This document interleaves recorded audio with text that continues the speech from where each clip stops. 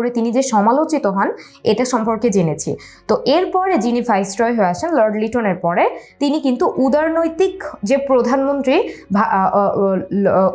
প্রধানমন্ত্রী হিসেবে পরিচিত ছিলেন।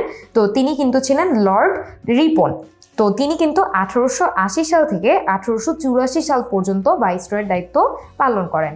তো তিনি প্রথমে এসেই ক্ষমতা গ্রহণ করে তিনি কিন্তু লর্ড লিটনের যে আপত্তিকর যে আইনগুলো ছিল সেগুলো সংশোধন করে তিনি কিন্তু জনগণকে শান্ত করার চেষ্টা করেন। তো এ কারণে তিনি কিন্তু সংবাদপত্র দমন আইন বাতিল করেন, যেটা ছিল 1882 সালে। অর্থাৎ এই আইনটা তিনি কিন্তু বাতিল করে দেন, যেটা লর্ড লিটন কার্যকর করেছিলেন। এবং এর মাধ্যমে তিনি কিন্তু দেশীয় ভাষায় যে সংবাদপত্রগুলো সেগুলোতে স্বাধীনভাবে যাতে মত প্রকাশের একটা অধিকার এটা কিন্তু দিয়ে দেওয়া হয়।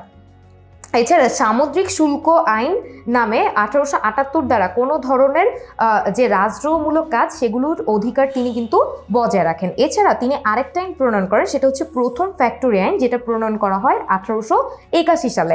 এবং এই আইনের মাধ্যমে তিনি কিন্তু 7 বছরের নিচে শিশুদের কারখানায় কাজ করার যে নিষেধাজ্ঞা সেটা কিন্তু তিনি প্রণয়ন করেন। অর্থাৎ 7 বছরের নিচের কোনো শিশু কারখানায় কাজ করতে পারবে না, শ্রমিক হিসেবে কাজ করতে পারবে না, এরকম একটা নিষেধাজ্ঞা কিন্তু এই প্রথম ফ্যাক্টরি আইন 1881-তে তিনি কিন্তু জারি করেন।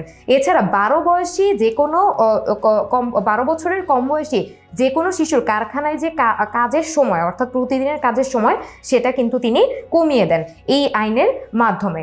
এছাড়া আরেকটা কাজ করেন, সেটা হচ্ছে বিপজ্জনক যে যন্ত্রপাতি দিয়ে বেড়া দিয়ে ঘিরে রাখা, বিপজ্জনক যন্ত্রপাতি বেড়া দিয়ে ঘিরে রাখা, এরকম একটা নিয়ম কিন্তু প্রবর্তন করা হয়। এবং এইসব আইন পালনে যদি কোনো ভুল করা হয় তাহলে কিন্তু এই কারখানার যে মালিকরা ছিলেন তাদেরকে কিন্তু শাস্তির ব্যবস্থা করা হয়। এবং এই আইন কার্যকর করতে কিন্তু কারখানা পরিদর্শকও নিয়োগ দেওয়া হয়। অর্থাৎ লর্ড রিপন আমরা দেখলাম যে তিনি সংবাদপত্র দমন আইন বাতিল করলেন এবং একই সাথে তিনি প্রথম ফ্যাক্টরি আইন 1881 সালে প্রবর্তন করেন, যে আইনের মাধ্যমে 7 বছরের নিচে শিশুরা কারখানায় কাজ করতে পারবে না এবং 12 বছরের কম বয়সী শিশুরা যারা কারখানায় কাজ করে তাদের কাজ করার সময় কিন্তু কমিয়ে দেওয়া হয়। তো এভাবে কিন্তু তিনি কারখানার ক্ষেত্রে উন্নতি করেন। এছাড়া লর্ড রিপনের কিন্তু সংস্কারমূলক অনেক কাজও তিনি করে যান, যেগুলো সম্পর্কে